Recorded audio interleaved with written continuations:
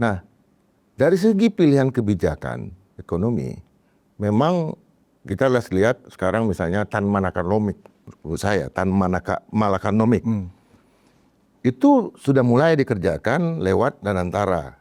Oh, Bagian dari itu pemikiran dianggap sebagai bagian Tan-Malakanomik ya? Bagi gue ya, kenapa ada program makanan bergizi gratis? Karena ketika pembangunan infrastruktur dijalankan, maka banyak sekali orang akan kekurangan gizi dan segala macam. Kenapa? Karena mereka harus pindah. Negara korporatis itu sudah muncul di dalam sistem politik kita. Sistem politik sebetulnya tidak ada bermasalah. Ini lebih dekat, lebih gampang dikendalikan karena kulturnya, struktur dari partai kita jangan juga bukan hanya kultur ya, struktur. Kan tunggal keluarganya Pak Prabowo ini, para kakeknya bahkan era kakek, ayah itu adalah anti feodal, kelompok anti feodal. Artinya sekalipun ada unsur Jawa, tetapi feodalismenya kan dilawan.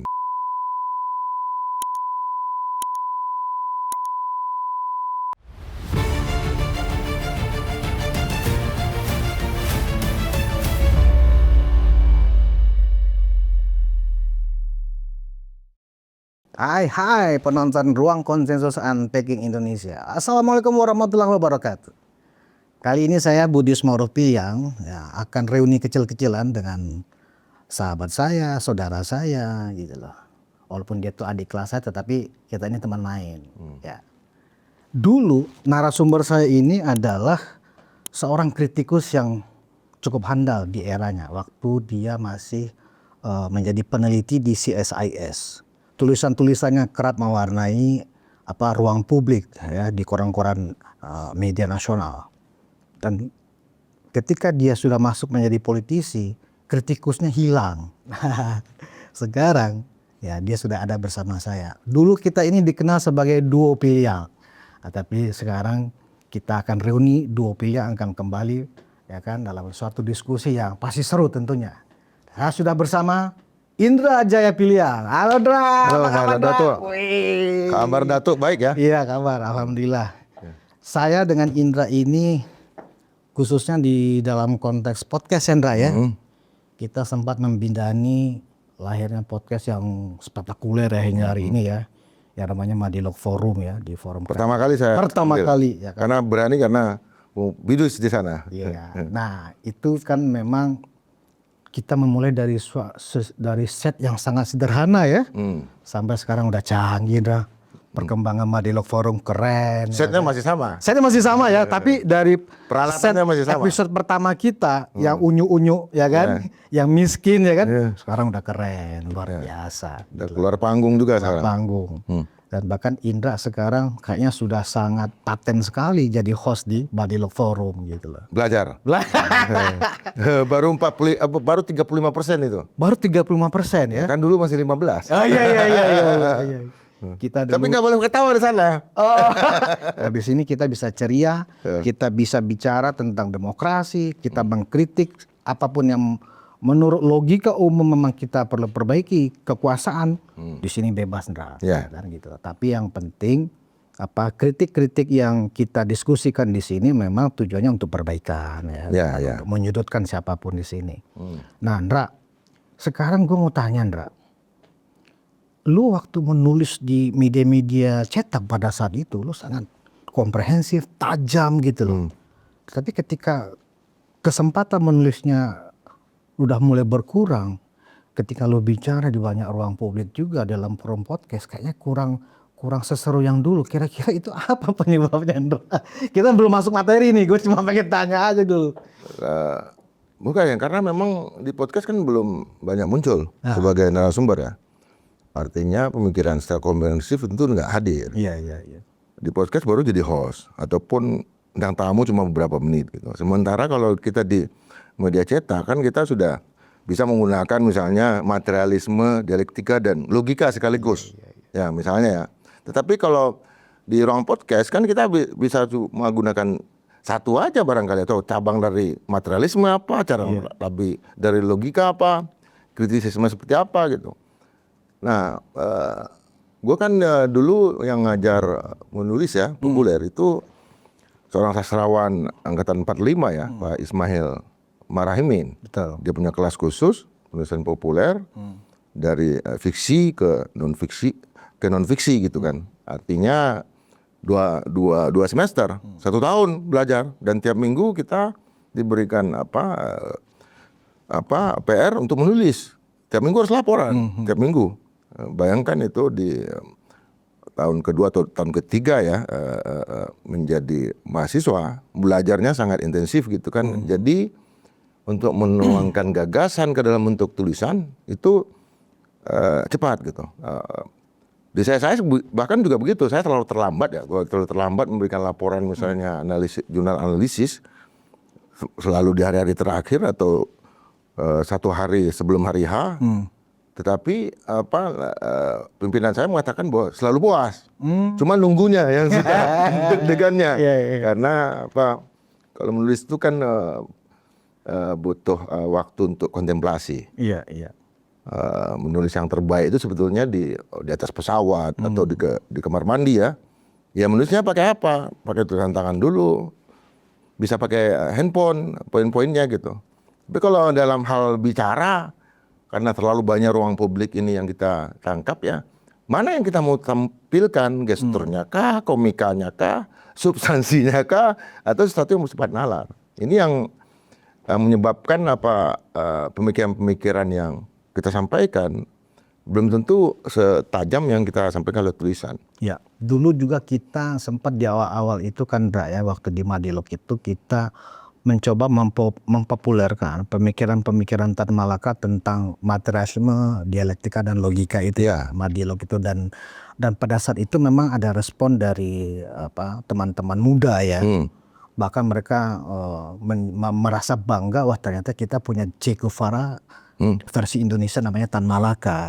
Sampai sekarang memang bukan kita ingin mengatakan bahwa apa yang kita rintis waktu itu ya, Madilog Forum itu sesuatu yang memang ditujukan itu, tetapi memang saat ini kita banyak anak-anak muda ya yang memang tertarik dengan dunia sejarah, dunia filsafat dan demokrasi, akhirnya memang menggeluti banyak buku-buku Tan Malaka.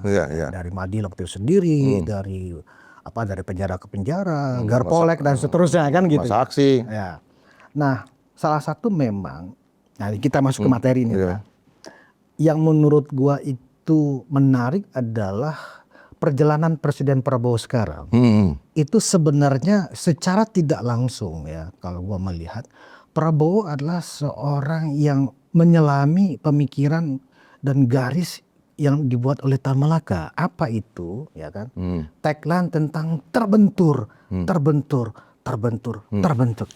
Ya kan, Ndra ya? Ya. Kenapa kita bilang terbentur?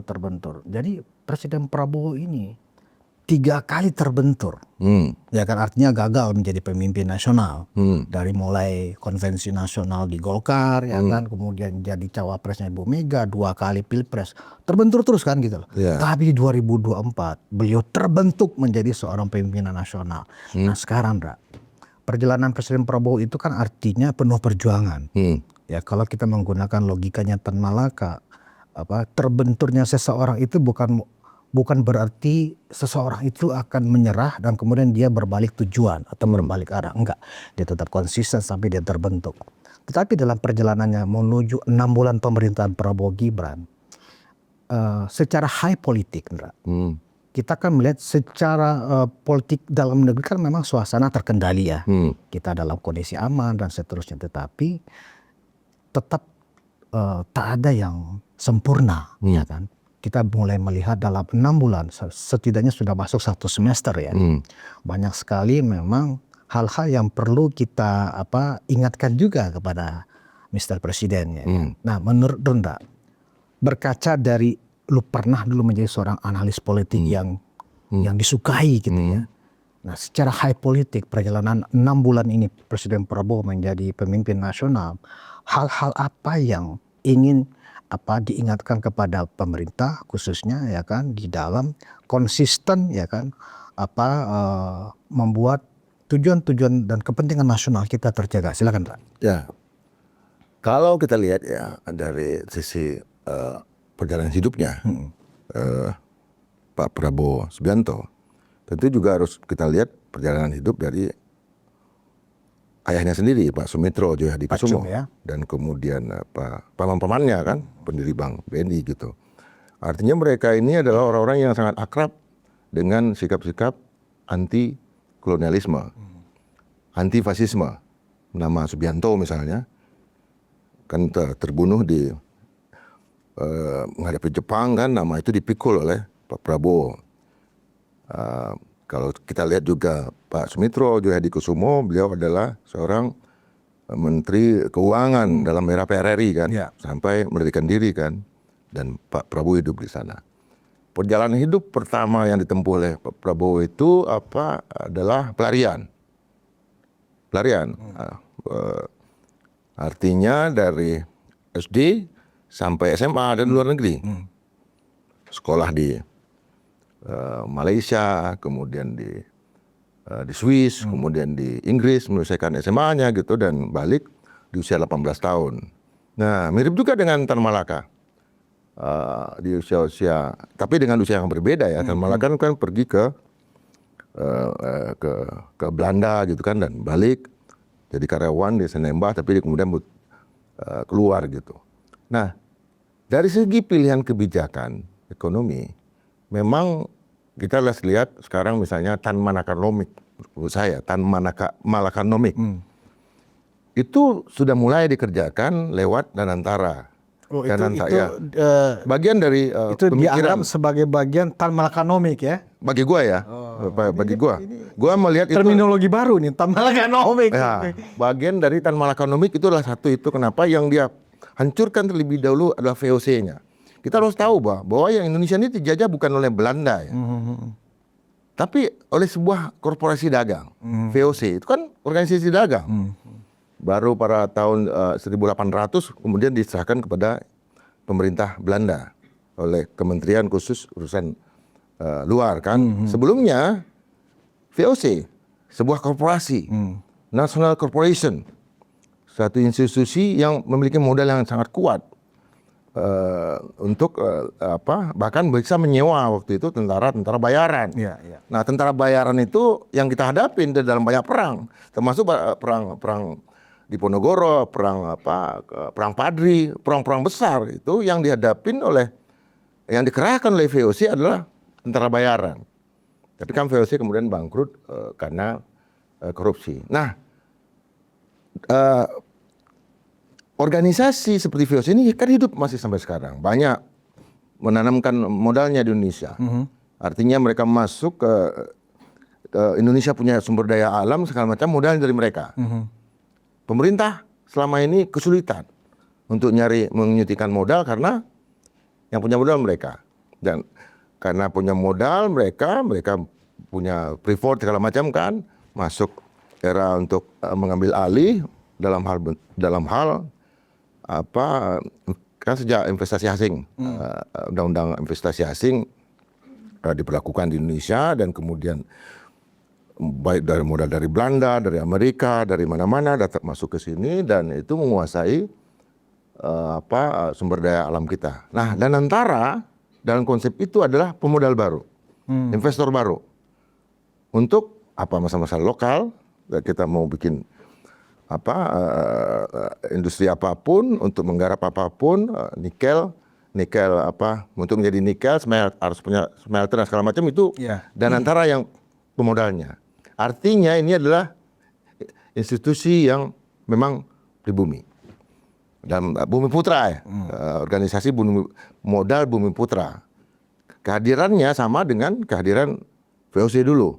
Tapi ini betul-betul negara yang memiliki gitu. Nah, itu adalah salah satu pemikiran yang juga disampaikan oleh Tan Malaka. Tapi yang kedua, yang paling penting itu adalah masalah geopolitik, geostrategi. Tan Malaka selalu berpikir seperti itu dulu. Dia berpikir dulu tentang geopolitik, geostrategi, geoekonomi gitu. Salah satu yang disampaikan oleh Tan Malaka itu adalah ketika dia menjadi kritikus, dianggap kritikus ya, bahwa modal yang paling penting bagi Indonesia adalah lautnya. Karena tidak ada negara di dunia, tidak ada imperium yang besar di dunia yang tidak terhubung dengan laut. semua terhubung dengan laut. Katakanlah Romawi. Romawi kan terhubung dengan laut. Mereka punya laut. Yunani lebih gila lagi. Dia cuma kecil, kepulauan kecil, tapi dia bisa menguasai dunia. Romawi, Yunani, kemudian Mesir, bahkan Utsmani itu terhubung dengan laut. Dan kolonialisme muncul dari laut.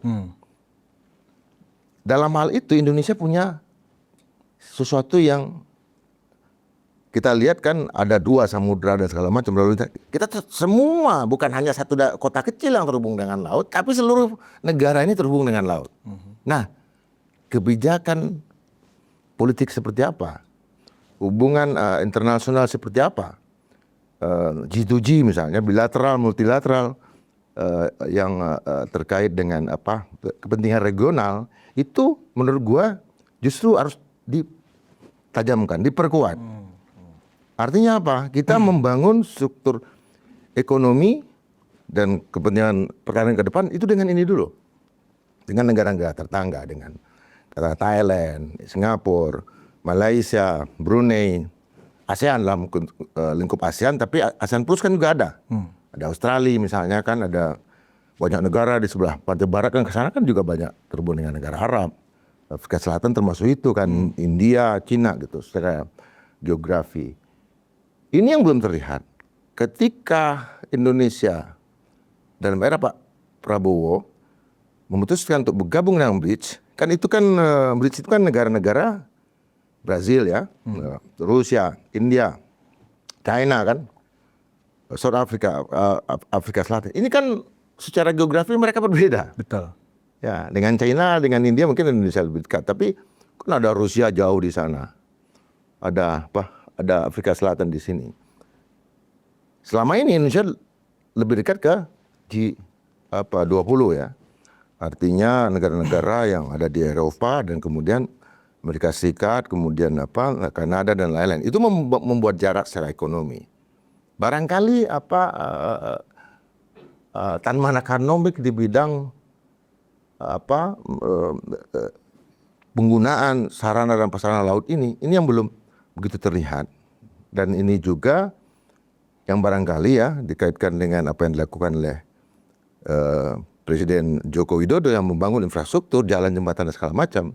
Itu setelah itu semua selesai, itu kan irigasinya. Nah sekarang kita harus menggunakan kolam kita ini.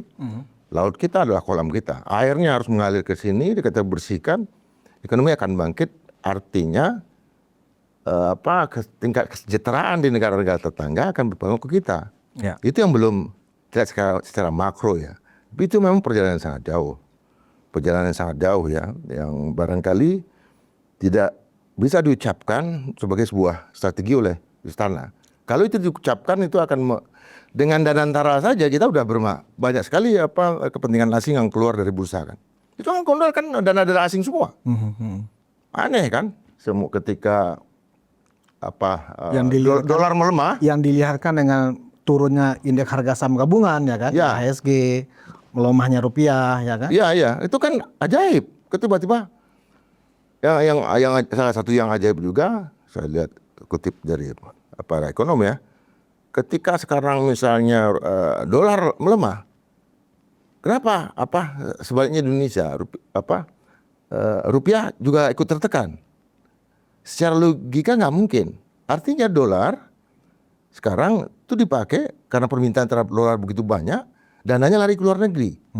Nah itu yang penjelasannya. Artinya para orang kaya, dan itu barangkali saham asing yang masuk ke IHSG, itu yang lari keluar. Para kapitalis, Devon Province, orang-orang yang sejak berabad lalu itu menjadi sarang dari para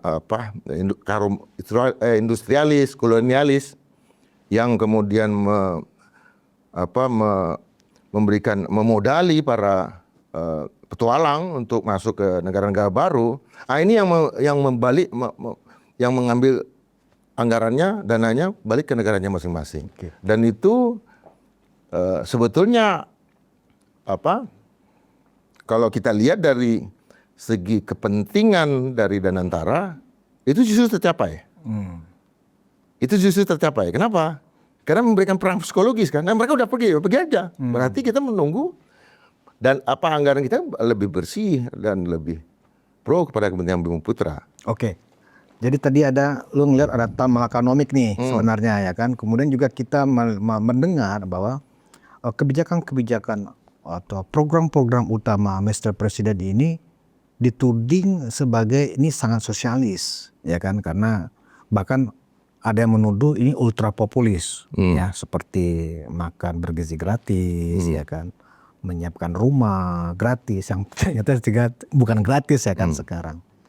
Nah, kira-kira Ndra, relevansinya antara Tan Malakanomik itu tadi dengan program-program yang itu ultra populis ini, gitu, Pak. Apakah lu melihat ada benang merahnya dengan keberlanjutan ya yang menjadi konsep dasar pada saat kampanye di Pilpres kemarin kan keberlanjutan, artinya antara periode pemerintahan Pak Jokowi 10 tahun dengan menuju 2045 itu kan ada keberlanjutan.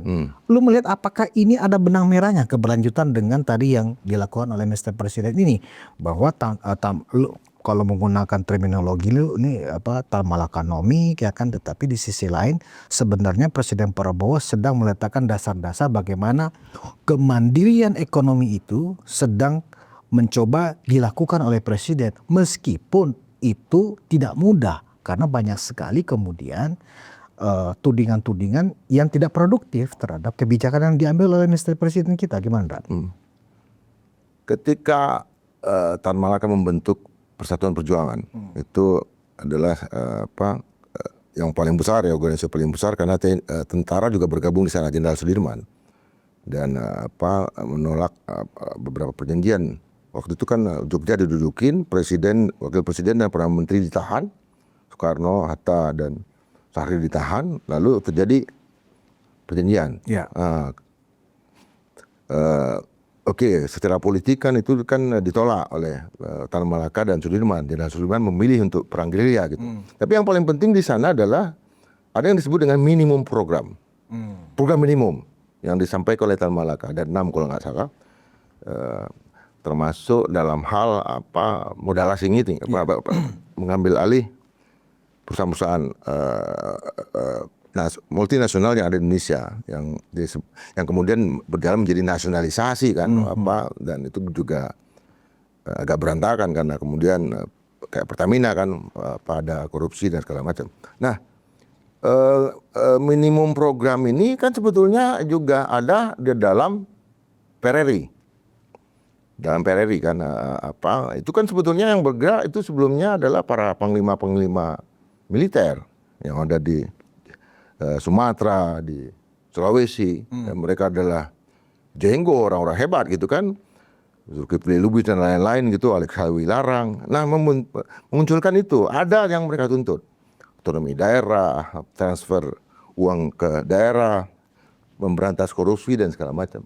Itu artinya yang gue mau sampaikan adalah apa yang dilakukan oleh Pak Prabowo Subianto itu bukan janji kampanye, tapi itu sistem ideologi yang ada dalam pikirannya sendiri.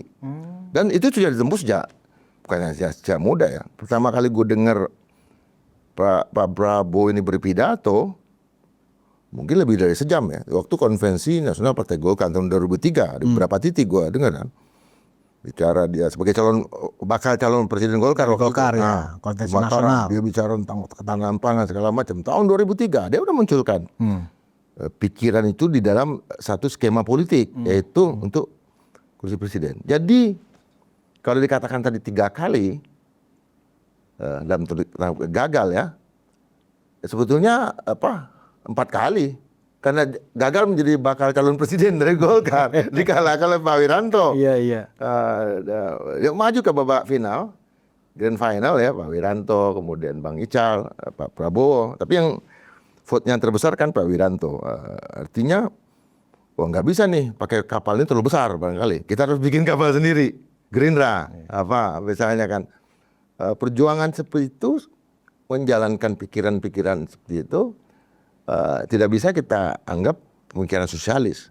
Pemikiran itu sudah muncul di dalam sejarah ekonomi kita. Dan di dalam Pancasila kan sosio-demokrasi, sosio-ekonomi. Karena yang dituding sebagai itu sosialis, karena seringkali dalam pidato-pidatonya Pak Prabowo ini, yang penting rakyat bagaimana bisa makan, rakyat bagaimana bisa sekolah. Itu kan pemikiran-pemikiran basisnya dari sosialis kan gitu loh. Yang penting rakyat makan, bagaimana saya bisa memberi makan rakyat, kan begitu.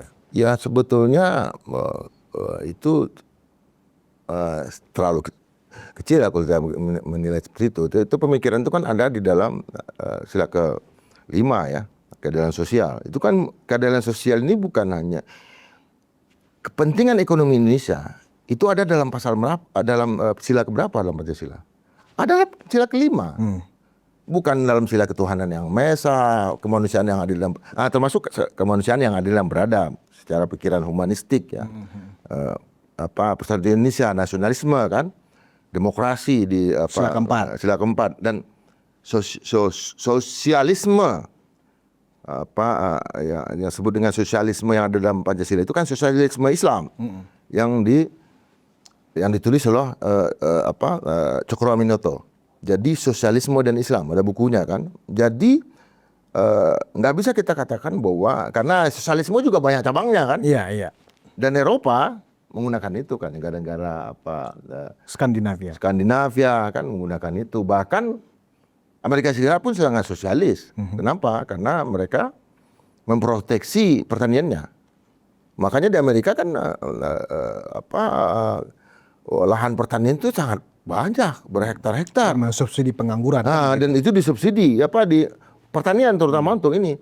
Di Indonesia yang punya lahan berjuta-juta hektar kan pengusaha, kapitalis, VOC. Nah itu yang saya mau tegaskan. Itu yang mulai diambil alih, mulai dini kan didata ulang dan segala macam. Mereka terdapat lahan 2 hektar, tapi mereka bekerja di 4 hektar karena sekelilingnya hutan lindung segala macam mereka ambil alih kan. Gue pikir ini cuma meneruskan apa yang bolong-bolong yang tidak dijalankan dalam pemerintahan sebelumnya oleh Pak Presiden Prabowo Subianto. Artinya dasarnya itu tetap dasar-dasar ideologi negara ini yang ada dalam Pancasila, Undang-Undang Dasar 45, dan bukan satu model sosialisme baru atau sosialisme yang beda lah. Negara China kan juga sosialis, banyak sekali negara Arab juga sosialis. Nah, relasinya dengan keberlanjutan yang diharapkan dari pemerintahan sebelumnya dengan garis-garis dasar kebijakan yang sekarang itu menurut seperti apa, Anda? Ini berlanjutan kan? Sangat dalam kebijakan ekonomi gue lihat itu radikal ya. Dalam politik yang kelihatan nggak radikal. Soalnya masih ada 2 matahari kan. Tetapi dalam ekonomi beda betul. Karena kenapa ada program makanan bergizi gratis? Karena ketika pembangunan infrastruktur dijalankan, maka banyak sekali orang akan kekurangan gizi dan segala macam. Kenapa? Karena mereka harus pindah. Dari IKN banyak pindah itu. Dari lahan-lahan infrastruktur yang ini dibangun, bandara dibangun, kan ada orang-orang terus nggak terpastikan yang ini, yang tercecer, rumah sekolah dan segala macam itu diberikan gitu. Nah, yang makan bergizi gratis ini kan poin yang utama dan itu target utama yang tercapai itu kan tingkat kehadiran para siswa itu tinggi. Itu yang gue catat. Yang gue lihat itu karena kenapa sebelumnya rendah, belum makan, telat, bantu ibu dan segala macam. Kayak mereka sakit, akhirnya mereka nggak datang ke sekolah. Nah sekarang tinggi karena ada makanan di sekolah. Tingkat okupasi ruang kelas itu dari 70% menjadi 80%, 90%. Nah itu yang paling penting dulu dan ini basic, dasar.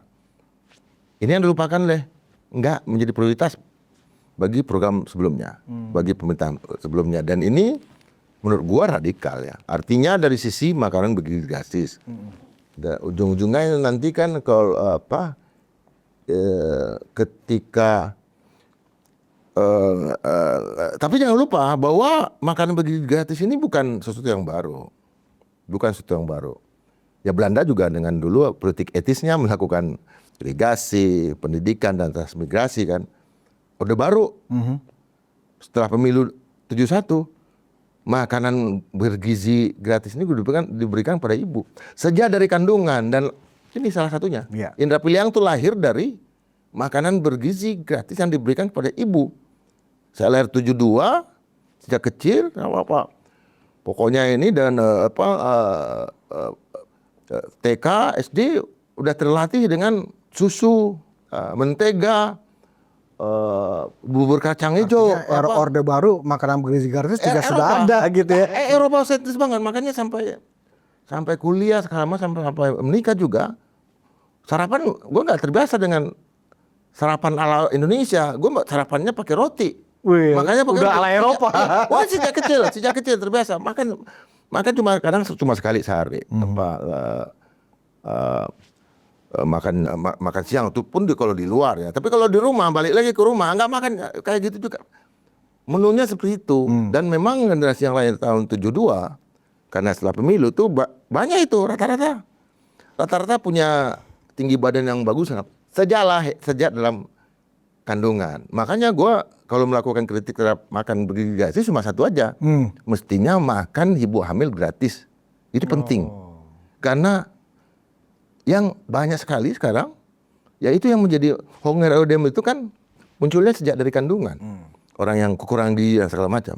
Jadi kalau ibu-ibu dan segala macam itu diberikan makan bergizi sejak dari kandungan, diambil dari makanan bergizi kan ditujukan kepada anak-anak sekolah. Sekarang tujukan juga kepada kaum ibu. Itu kalau diminta konsensusnya. Kalau kita memberikan konsensusnya, kita memberikan kritik, konsensus, tapi habis konsensus konsesi dong. Konsesi. Ya, Budis harus menjadi bagian dari itu, masuk ke dalam struktur manajemen untuk kaum ibu, untuk pelajar oke lah yang lain-lain. Untuk kaum ibu kita ngurus, karena kita udah jadi bapak-bapak kan. Itu salah satu yang memang nggak ada yang baru sebetulnya dari sisi, karena itu kan juga di negara lain kan juga begitu.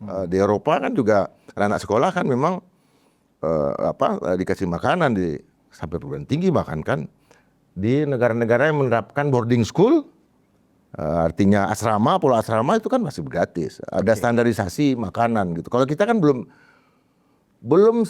karena itu untuk melakukan itu memboarding school kan anak-anak sekolah, artinya mereka aktivitasnya sekian hari cuma di sekolah, baru hari Sabtu Minggu mereka boleh pulang ke rumah, kan itu biayanya lebih gede, bos. Itu nggak mungkin kan, mungkin untuk sekolah-sekolah elit mungkin bisa ya, tapi kedepannya barangkali seperti itu. Ya, memang kita tidak sedang mengupas masing-masing program itu. Ya. Kita tidak sedang mengupas Danantara. Kita menyontohkan aja. Tidak sedang mengupas MBG, kita tidak sedang mengupas misalnya bagaimana 3 juta rumah itu bisa direalisasikan. Prinsipnya begini, Indra. Daya dukung politik, ya kan, pemerintah ini untuk menjalankan programnya kan sangat kuat, ya kan. Minimal ada 7 partai lah, ya kan, yang ada di parlemen. Dari 8 partai, 7 partai kan bergabung ke pemerintah. PDIP sih sebenarnya di situasi yang sekarang sebenarnya sih tipis-tipis mendukung juga, tapi kan mereka ternyata masih ada semacam belum final maunya bagaimana kan gitu. Tapi dilihat dari daya dukung politik yang dimiliki oleh pemerintah saat ini, sebenarnya nggak ada masalah untuk program ini bisa dijalankan. Meskipun pertanyaannya sekarang adalah bukan masalah daya dukung politik, tapi adalah mikromanajemen dari birokrasi sendiri. Ini sudah banyak kita mendengar, ya, bagaimana komunikasi di internal kabinet misalnya kan gitu loh, dan bagaimana mengeksekusi masing-masing program itu di level mikro manajemen birokrasinya. Sepertinya ini banyak yang keliru. Apakah lu juga melihat unsur itu di dalam perjalanan 6 bulan pertama pemerintah kita ini? Kita harus lihat ya, bahwa birokrasi beda dengan kabinet. Kabinet itu political appointee, institusi politik. Kabinet ya, menteri-menteri, kepala komunikasi kepresidenan segala macam itu politik. Yang disebut birokrasi kan ASN, 4,5 juta. Justru titik sambung antara birokrasi dengan kelompok politisi yang berdasarkan penunjukan langsung ini itu belum ini nyambung belum connect lah ya. Belum connect, koneksinya belum terlalu belum kuat. Connect udah, tapi masih di sana sini masih ke apa konslet. Ada yang konslet. Ini lagi artinya konektivitas antar birokrasi dengan ini yang belum terjadi. Kenapa? Karena banyak sekali mayoritas anggota kabinet ini kan bukan birokrat. Politisi. Bukan birokrat. Betul. Di Orde Baru kan mereka birokrat. Yang jadi menteri kan mantan birokrat. Eselon 1 biasanya setelah jadi sekjen segala macam tuh jadi menteri. Menterinya pun pindah-pindah. Artinya sangat terkoneksi dan itu bisa berjalan gitu. Nah, ini kan memang butuh waktu ya. Kalau dia dukung politik, artinya partai politik dari segi kepartaian, parlemen, sebetulnya partai politik praktik atau praksis dari politik kita itu praksisnya sosialis. Bahkan mungkin lebih dekat ke negara-negara komunis ya, karena praktiknya gimana? Misalnya di China itu kan ada 7 sebetulnya, bukan hanya satu partai PKC, tapi ada 7 partai politik yang kemudian bergabung di dalam satu konsorsium yang disebut dengan partai komunis kan. Tapi ada yang lain juga, di Malaysia UMNO misalnya kan. UMNO itu kan ada partai yang lain juga, ada Barisan Nasional dan segala macam masuk ke dalam satu partai korporatis gitu. Nah di Indonesia ini kan partainya udah muncul dari partai korporatisme negara. Dulu kan waktu Orde Baru kan kita anggap negara korporatis. Nah negara korporatis itu sudah muncul di dalam sistem politik kita. Sistem politik sebetulnya tidak ada bermasalah. Ini lebih dekat, lebih gampang dikendalikan karena kulturnya, struktur dari partai kita jangan juga bukan hanya kultur ya, struktur. Kan tunggal, ketua umum itu seolah-olah ada dewa raja kan. Di partai politik kan ketua umumnya adalah dewa raja, para dewa. Lalu gue kan dulu waktu pengamat gue sebut ada para dewa, ini para dewa. Tapi kalau di dalam partai Golkar, gue sebut waktu itu kan ada 9 don. Don. Ada dewanya 1, tapi donnya banyak. Ada Don Kala, gue bilang Don Ical, Don Agung. Artinya para, dan itu pemilik kapital juga, dan ini di masing-masing partai. Kalau di Indonesia sekarang kan boleh kita katakan, para dewa ini udah menjadi mahadewa barangkali ya. Lebih gak kelihatan mereka lagi ngapain. Mbak Mega lagi ngapain. Segala macam. Tetapi jauh lebih tidak bermasalah sepertinya partai politik ketimbang dengan birokrasi. Terus terang aja pemerintahan ini bermasalah dengan birokrasi. Bermasalah dengan birokrasi karena apa? Karena bisa dijelaskan nggak bermasalahnya yang lu amatin seperti apa? Misalnya kayak menteri siapa ya? Menteri yang baru nih, Menteri ARA misalnya. Ya kan? Dia kan benar-benar pure sebagai seorang politisi. Nah itu contohnya. Ya, dia kan? bermasalah dengan ASN kan. Malah dia katakan waktu di DPR apa yang dia sampaikan, dokumen yang dia sampaikan kan ketua komisi mengatakan kenapa beda antara Anda dengan langsung dia salahkan. Loh, ASN di tempat saya memberikan, nah dia menyalahkan ASN-nya. ARA Sirait adalah salah satu yang menyalahkan aparatur sipil negara, birokratnya. Birokrat senior loh, itu bermasalah. Menteri Pendidikan Tinggi bermasalah dengan birokrasinya karena mantan menteri ya waktu itu kan Satrio kan maksudnya karena istri menteri itu tidak mengerti bahwa dia cuma istri menteri, dia ikut di dalam urusan rumah tangga dari kementerian. Masalah meja lah, masalah wifi kan. Gue dulu kan gue kan dulu tim apa ya tim Pansel Eselon 1, Eselon 2. Jadi sangat mengerti lah cara kita mencari pejabat tinggi negara, pejabat tinggi media untuk Eselon 1, Pratama untuk Eselon 2, dan kualifikasi mereka rata-rata master kalau Eselon 2, untuk Eselon 1 rata-rata doktor. Tiba-tiba masuk bermasalah. Itu 2 contoh. Yang lain ya termasuk komunikasi kepresidenan. Kantor komunikasi kepresiden misalnya apakah terkoneksi dengan birokrasi lama? Dengan orang-orang yang ada di tubuh birokrasinya. Memang mereka itu sudah tahu cara bekerja. Contoh, setiap presiden pidato mestinya basis dari pidato presiden isinya itu adalah sesuatu yang valid. Validitas itu diukur dari apa? Hasil dari apa? Badan Statistik Nasional.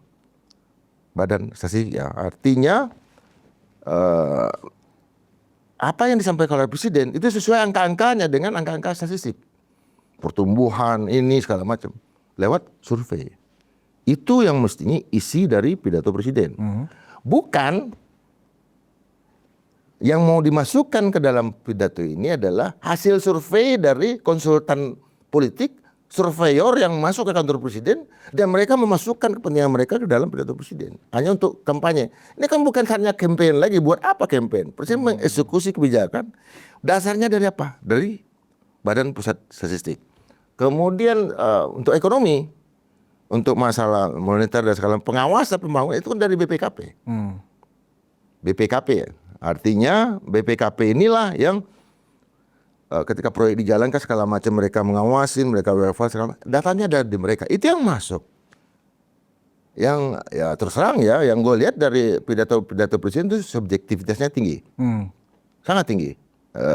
Ketika subjektivitas itu tinggi, maka yang muncul adalah spekulasi. Para spekulan main gitu. Ya, barangkali karena banyak mesti ya di sisi yang lain kan dulu Pak Harto kan jarang sekali menggunakan yang muda-muda. Senior kan, pamong senior. Sejak zaman nah sekarang yang senior ini jarang. Purnaweran militer orang yang sudah pensiun kade dari birokrasi tapi dia masih fresh gitu kan.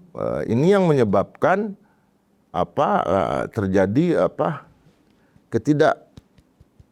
koneksi terhubung komunikasi yang disampaikan oleh komunikator itu tidak sampai dikomunikan. Nah, komunikan kan orang yang menerima sinyal dari komunikasi itu. Itu yang menyebabkan muncul seolah-olah ada perbenturan dengan publik. Nah, di sisi yang lain kan publik ini kan sekarang lebih banyak anonim.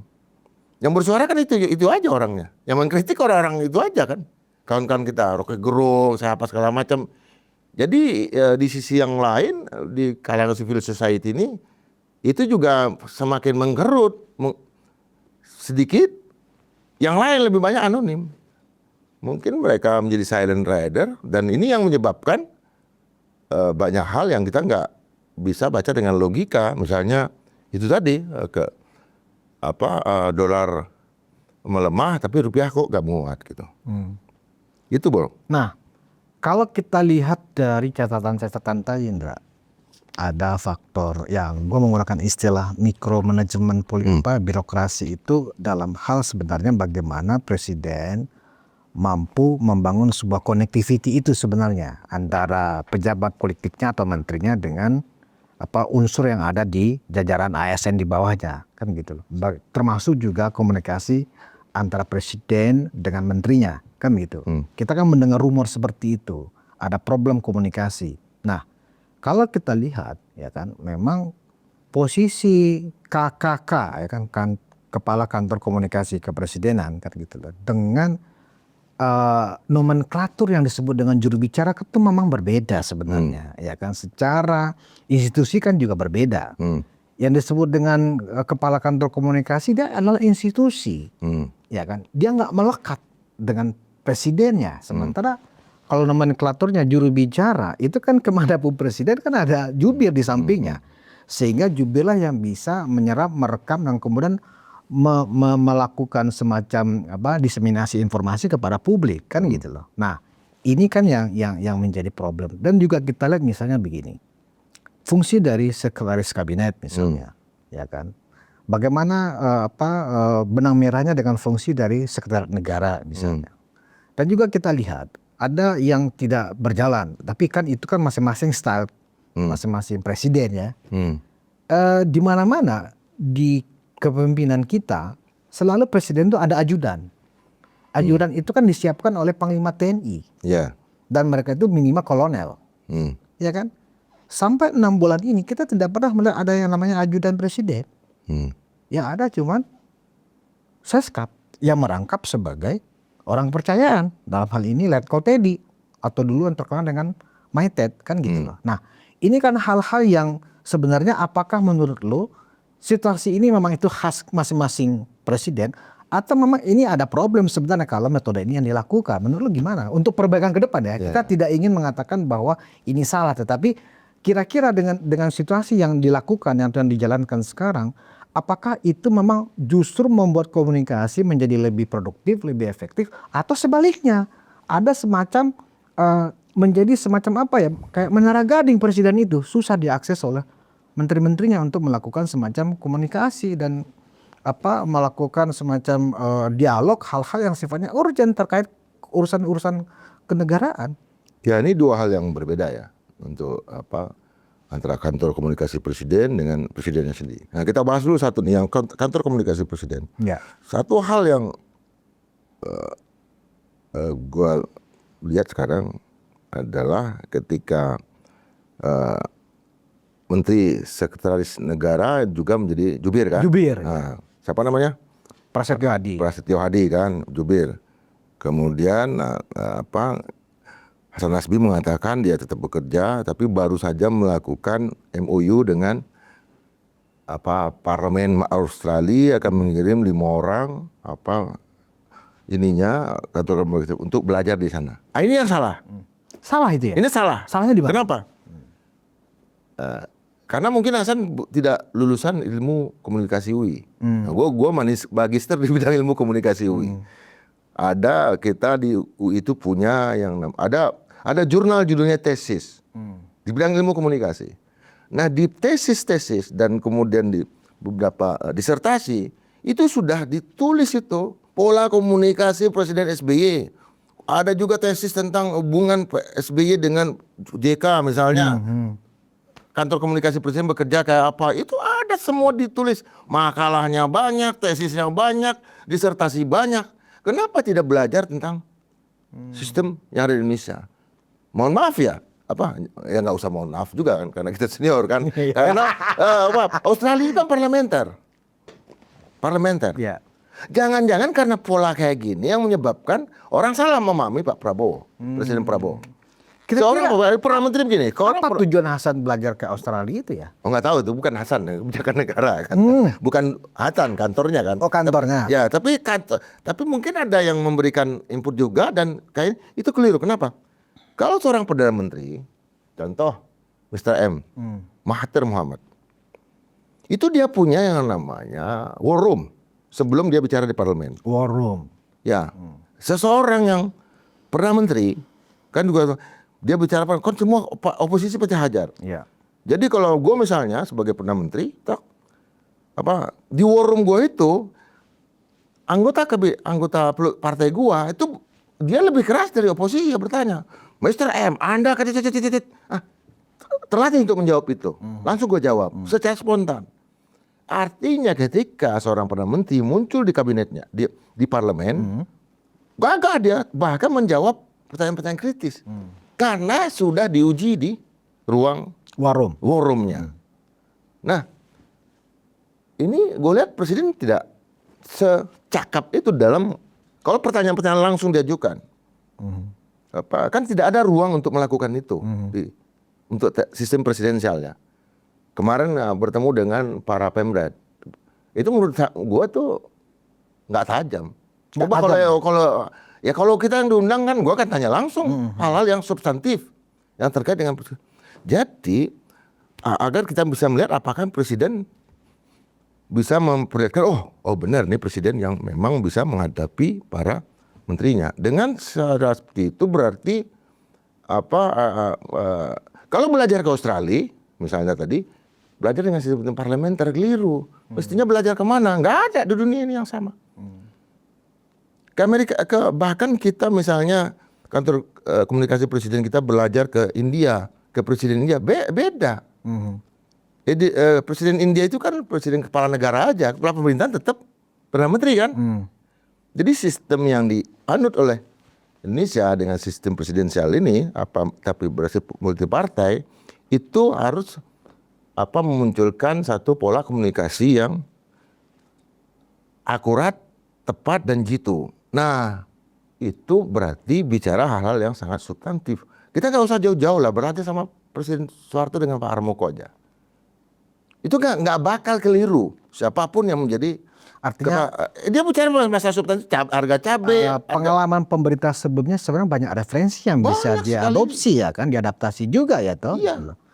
Nah kira-kira Ndra, tadi soal misalnya setiap presiden itu kan punya ajudan. Ya. Kenapa? Lu melihatnya seperti apa itu? Sekarang kan di eranya Presiden Prabowo kan nggak ada ajudan. Padahal kan itu kan semacam SOP kan gitu loh. Ya, barangkali gue menilainya ini semacam dekonstruksi. Dekonstruksi. Mbak, dekonstruksi Wah. ini apa? Ini istilah Habermas atau apa? Bartes. Dekonstruksi sosial, dekonstruksi politik, tapi kan bukan struktur negara. Yang dilakukan oleh Pak Prabowo Subianto adalah orang melakukan penilaian terhadap apa yang dia lakukan itu berdasarkan pengalaman yang sebelum-sebelumnya. Tapi ya itu kan terlalu mudah dibaca. Kalaupun menggunakan katakanlah model waktu Pak Harto misalnya menjadi presiden pidato kenegaraan harus ada 4 tuh kan, dari 4 matra kan, laut, udara, darat, polisi kan, menyerahkan ini segala kemana-mana. Itu kan nanti akan dibenturkan juga dengan itu tadi, model rekrutmen elit di tubuh tentara. Orang nanti akan berpikir bahwa wah, Kolonel Budi Spiliang sekarang menjadi ajudan Presiden Prabowo Subianto, nanti pasti menjadi Jenderal Budi Spiliang. Atau di matranya masing-masing. Atau menjadi letjen. Orang membaca itu. Artinya orang memproyeksikan seperti itu, menilai seperti itu. Padahal ajudan presiden itu udah pasti wah ini calon kasat nih kayaknya nanti ya kan. Kasat, ini calon panglima, kasal nih ya kan gitu. Calon wakil presiden. Benar calon wakil presiden kemudian. Betul. Itu yang dirubah oleh Presiden Prabowo saat ini. Iya. Gue pikir misinya apa kalau gitu?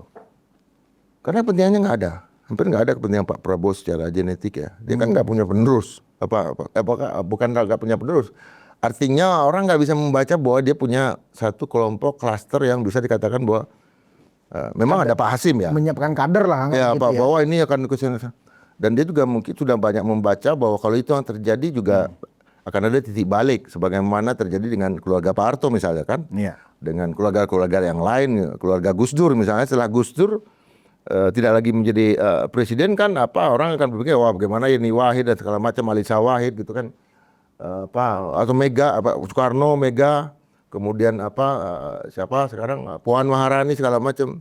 Dia kan nggak salah satu yang kita coba baca dari perjalanan hidup keluarganya Pak Prabowo ini, para kakeknya, bahkan era kakek, ayah itu adalah anti feodal, kelompok anti feodal. Artinya sekalipun ada unsur Jawa, tetapi feodalismenya kan dilawan, feodalismenya.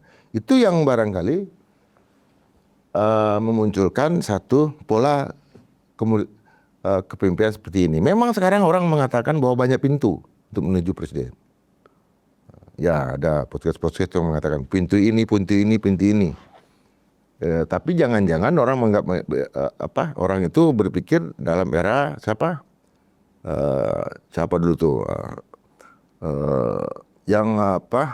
era perampok, ada perampok naruh hasil rampokan di sebuah goa, kemudian dia baca ininya, dia ngambil barang rampokan itu, dia di dalam gitu. Artinya ini bukan pola simsalabim. Mungkin orang-orang seperti ini, analis seperti ini melihat dari segi komikal, dari segi mistisisme.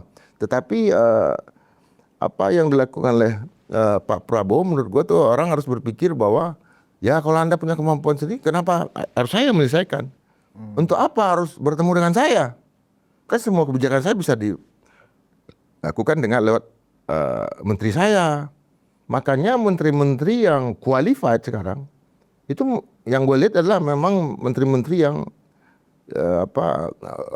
punya, memang dari sejarah mereka, perjalanan hidup mereka memang sangat otentik. Itu yang gue punya kemampuan ya mengeksekusi kebijakan dan tampil bagus gitu. Tapi kalau menteri-menteri yang hanya berdasarkan pola apa ya, manjat pinang, dia naik ke atas karena nginjek teman-temannya, pas dapat piala dia merasa pas nyampe di atas ngambil bendera merah putih, dia pikir dia sendiri kan, wah, teman-temannya dia lupakan, dia kemana-mana menggerek klaim bahwa dia sudah sampai di atas itu. Nah, timnya dia lupakan. Jangan-jangan itu yang terjadi.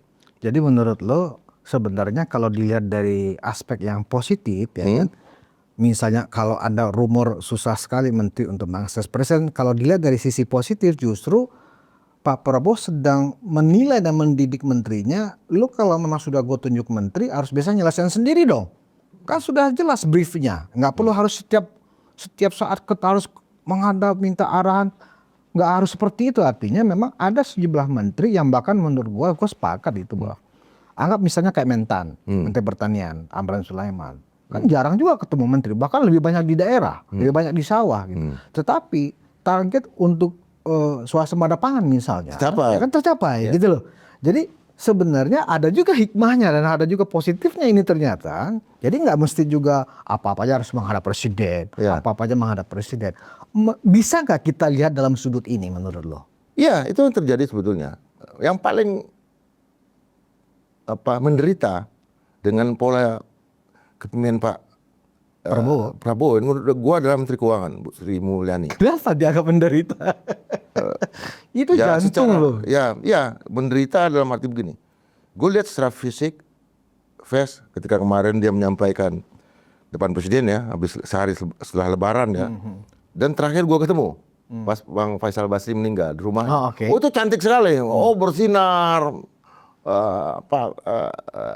Gue bilang, artinya ini sangat segar. Pas gue lihat kemarin kuyu, kayak orang kena tampar dan segala macam, tetapi pikirannya sangat cerdas. Gue bilang, ini beban pekerjaannya banyak sekali ini. Tapi untuk mencapai apa yang diinginkan oleh presiden, dieksekusi. Kan bebannya ada di Mbak Ani ya? Mbak Ani, sampai Mbak Ani mengatakan bahwa tidak ada teori ekonomi yang bisa menjelaskan ini. Ilmu ekonomi sudah mati, istilahnya. Kalau kita kan Bartes kan sampai sudah Mbak mati. Ani ngomong begitu ya? Ya kan ada, artinya. Tetapi kan dia mencapai targetnya. Kalau yang paling menderita memang Mbak Ani, karena semua beban ke dia. Dan gue lihat, wah, sampai orang habis kena stroke, gue bilang, lebih kurus kan. Ya karena gue juga ingat menteri-menteri yang lain yang disuruh seperti itu. Misalnya dulu waktu Mari Pangestu jadi menteri, kan ketemu di CSIS. Sama juga kayak mantan bos Sundra, Erlangga, kan kelihatan sekali kuyu dan memang. Ya sekarang lebih segar. Karena ya? makro kan lagi. Kalau Erlangga Hartarto kan sekarang kan main, dia udah masuk Liga Champion, artinya dia mengurus masalah-masalah global, ekonomi global. Lebih enak nendangnya. Tapi yang kiper ini juga berbagi bola. Yang kipernya sekarang kan Mbak Ani. Iya. Mbak Sri Mulyani kan susah sekali karena bomnya terlalu banyak, banyak tendangan ke gawang. Kalau Erlangga kan nendang ke luar, kan banyak pilihan. Di depan kan banyak eksekutornya tetap pada akhirnya adalah menteri teknis gitu. Jadi tapi yang kasihan kan teman-teman yang nggak punya ide, yang nggak punya pengalaman di birokrasi, menguasai birokrasi di kementeriannya aja nggak bisa, bermusuhan, sehingga menyebabkan munculnya hal-hal yang negatif kan. Dan apalagi menteri-menteri yang nggak punya ide baru dan segala macam. Sebetulnya kalau cuma menjalankan astacita, itu kan ya bukan, itu kan astacita itu kan semacam semacam diktat ya. Itu kan diktat, textbook. Kan nggak bisa itu jadi jadi kebijakan. Karena harus dibaca lagi kita sendiri, dan itu tetap menjadi bagian dari diskresi seorang menteri. Artinya yang gua mau lihat, yang gua belum lihat adalah bahwa menteri-menteri ini nggak punya keberanian untuk dipecat. Tidak punya keberanian untuk dipecat kapan saja. Kalau dia punya keberanian, dia akan mengatakan, memunculkan menafsirkan asasita yang cukup dan mempertanggungjawabkan itu secara politik dan mengeksekusi itu Lalu kalau presiden bertanya, Jadi, silakan pecat aja saya. Nggak ada. Lu ingin mengatakan sebagian besar menteri yang tanda kutip mungkin nggak bisa kerja, mereka mengambil posisi sebagai safety player. Safety player dan ya gue ngelihat di jalanan juga ngeliat buktinya. Di jalanan itu punya forerunner, dikawal dan segala macam. Bahkan kemarin hari Minggu sore, gua kan orang Kemayoran, rumah di Taliban. Di Mangga Besar, hampir jam 5:30 masuk mobil dengan tanda khusus, tanda mobil pejabat negara. Ada pengawal di depan. Gue bilang begini, ini kalau gue masih di tim quality assurance, gue foto di segala macam, langsung gue gebrak gitu kan. Ngapain kalian mau malam minggu masih mau dugem? Istilah gue ya. Dulu kan gue begitu tuh jam 9 pagi, jam 9 malam. Kalau ada malam minggu, mobil nguing-nguing, segala macam. Gue mau punya mobil RFX juga, mobil istana juga. Gue hentikan tuh, gue gebrak. Kalian ngapain? Mau ngapain? Nggak ada rapat di mana-mana kan. Nah itu yang tumbuh sekarang bagi mungkin pejabat-pejabat yang baru jadi pejabat, dapat fasilitas negara dan menggunakan itu atau keluarganya di jalanan. Di jalanan kita lihat sekarang. Banyak sekali beritakan bahwa Raffi Ahmad segala macam lah kan, itu kan sopirnya.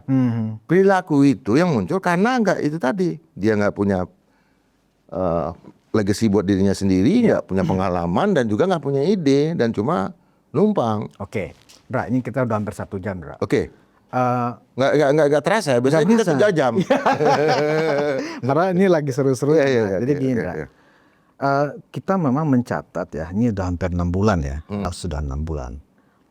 Dari diskusi kita ini memang sebenarnya Pak Prabowo sebenarnya sudah mencatat ada beberapa pos kementerian dan pejabatnya yang memang tanda kutip perlu dievaluasi.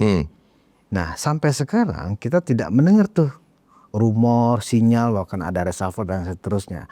Nah menurut lo secara objektif ya Pak, apakah ide atau langkah reshuffle itu sesuatu yang negatif atau sebenarnya itu justru produktif untuk meningkatkan kinerja pemerintah ini? Artinya begini, exercise yang dilakukan oleh Presiden Prabowo dalam membangun pola kerja dan cara kerja menterinya dengan lu kreatif dong, jangan harus banyak arahan-arahan. Kalau mau arahan kan Kemenko ada.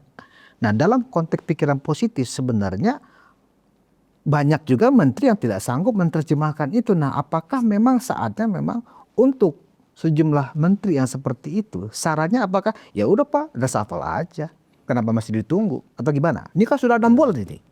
Kalau gua presiden, gua akan ganti. Oh ya, Dengan cepat. Tetapi sama Andra, kita salaman dulu. Sayang kita nggak presiden ya. Ya. Ya tapi kan masalahnya yang gue lihat, kalau gue analisis sih nggak akan sampai sejauh itu. Kenapa? Karena memang sekarang kalau dilakukan reshuffle, apalagi itu adalah barter kekuasaan, apa bedanya kita dengan era demokrasi liberal, era parlementer, ketika kabinet jatuh bangun.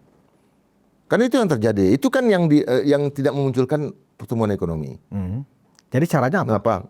Sekarang untuk memperbaiki bolong-bolong yang seperti tadi lah. Ada menteri yang nggak sanggup menerjemahkan, ada menteri yang masih sok-sokan yang seperti itu. Menurut lu langkah apa yang perlu dilakukan oleh presiden dalam menertibkan anggota kabinetnya? Menyekolahkan dalam arti memang benar-benar sekolah. Suruh Sabtu Minggu belajar ke BKN sana, Badan Kepegawaian Negara. Sabtu Minggu belajar sama Lemhanas. Lemhanas minta susun kurikulumnya, BKN susun kurikulumnya, BPKP. Artinya apa yang dilakukan di retreat di Magelang itu gak seperti itu. Pola materi di retreat ini dilakukan Sabtu Minggu atau hari libur. Nggak ada hari libur. Hari libur boleh aja kan. Itu yang harus dilakukan supaya nyambung di titik ini karena dengan bahasa hilirisasi itu kan multi cabang. Hilirisasi itu kan bahasanya dari cabang, dari batang ke dahan, kemudian ke ranting, dari ranting ke daun, dari daun ke itu yang disebut dengan hilirisasi kan. Itu banyak sekali kan. Itu nggak bakal bisa. Kalau satu menteri diganti, itu bisa dampaknya adalah ke mesinnya. Mesinnya adalah birokrasi. eselon satunya bisa ganti lagi, nggak suka lagi, kan ada banyak di beberapa kementerian kan begitu. Baru aja menteri sebelumnya ganti dirjennya, menteri baru masuk dia ganti lagi dirjennya. Padahal di dalam undang-undang ASN nggak segampang itu untuk menggeser pejabat eselon 1. Maksudnya setelah 5 tahun ada masa untuk mengevaluasi. Tapi orang-orang politik ini kan gampang aja masuk ke menjadi menteri, dia dianggap bahwa eselon 1, eselon 2 itu anak buahnya. Nggak bisa begitu. Jadi reshuffle bukan hal yang urgent yang dilakukan. ya karena akan masuk lagi ke peta perilaku.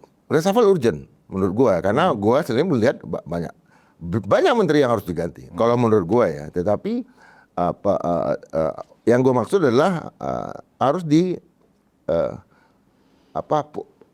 political safety netnya dulu. Bukan. Lu bikin istilah sendiri. Sosial safety net ya. Social safety net zamannya Habibie. Iya, jaring pengaman sosial. Sekarang harus ada jaring pengaman politik. Itu maksud gua. Harus ada jaring pengaman politik. Artinya harus diamankan dulu di tingkat birokrasi ini. Anda harus bisa aman kah kalau ada penggantian menteri. Kalau di sini nggak aman, diamankan dulu. Artinya kementerian-kementerian yang memang sudah baik birokrasi segala macam, kementerian birokrasi yang baik kan menterinya diganti kapan kan nggak ada masalah. Nggak ada masalah kan di negara-negara tertutup, ada negara sosialis atau komunis yang tertutup, itu kan jarang sekali terjadi pergantian. Bahkan yang sudah senior pun dipanggil ulang gitu kan. Misalnya Panglima Gabungan Trump kan, itu kan udah purnawirawan diundang. Sebelumnya artinya nggak dipakai sama rezim Biden gitu. Artinya yang gue ingin tekankan adalah bahwa jangan sampai reshuffle ini menjadi sesuatu yang masalah baru, konflik baru. Tapi kalau memang memang ada indikatornya, parameternya disampaikan dengan baik, misalnya oleh juru bicara presiden nanti bahwa berdasarkan indikator A, B, C, D ini kita ganti, publik itu akan lebih bernilai positif. Tetapi kalau diganti hanya berdasarkan like or dislike menjadi masalah. Misalnya, ya kalau gua malu misalnya melihat bahwa menteri ini bagus, punya kondisi yang bagus, tiba-tiba diganti kan juga memunculkan krisis dalam arti komunikasi dengan publik gitu. Itu.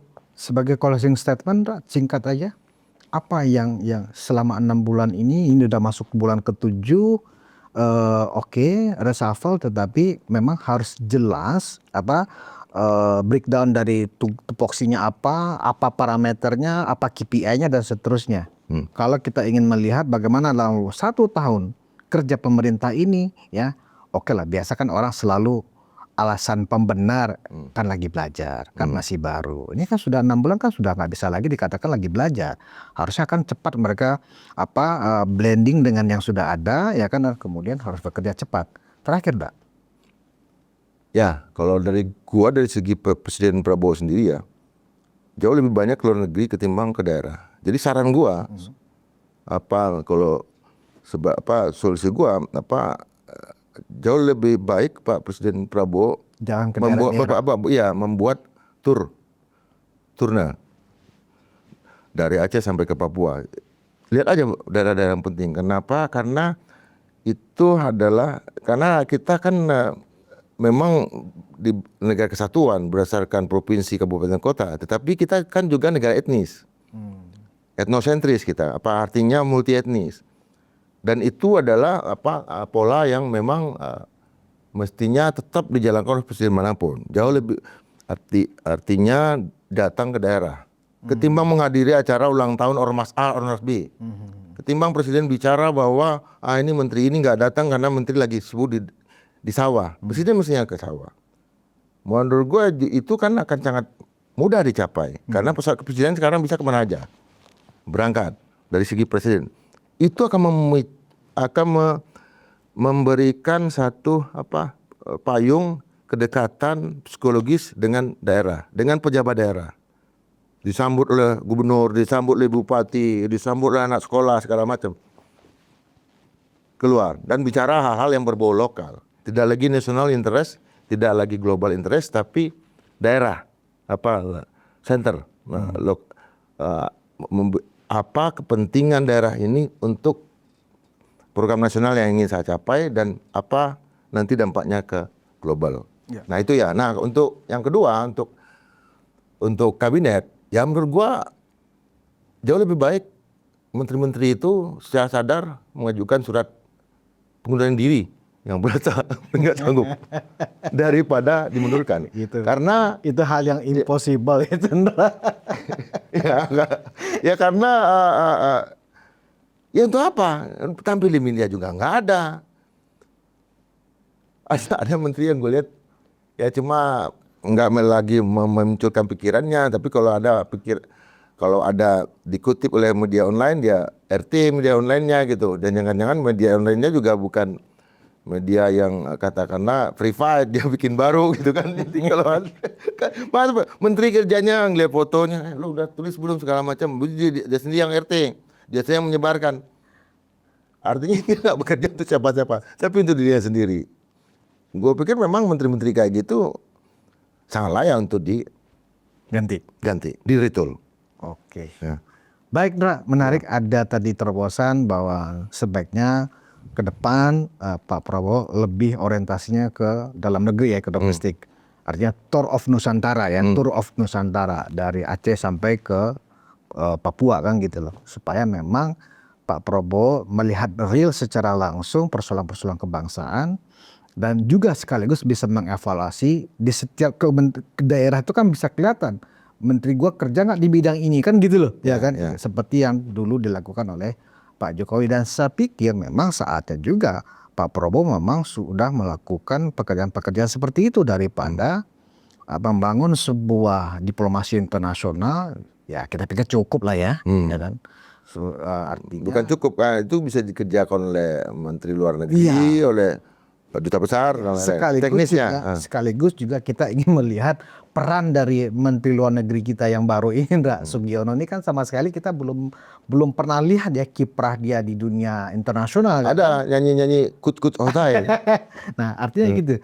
Jadi memang ini menarik juga, Indra, dan kita berharap memang diskusi kita ini ditonton oleh Pak Prabowo. Terima kasih, Indra. Nggak perlu diharapkan karena Pak Prabowo yang berharap bahwa kita tampil terus. Ya, Biar ada di kalau perlu Pak Prabowo yang bisa datang ke Unpacking Indonesia atau ke Madeira.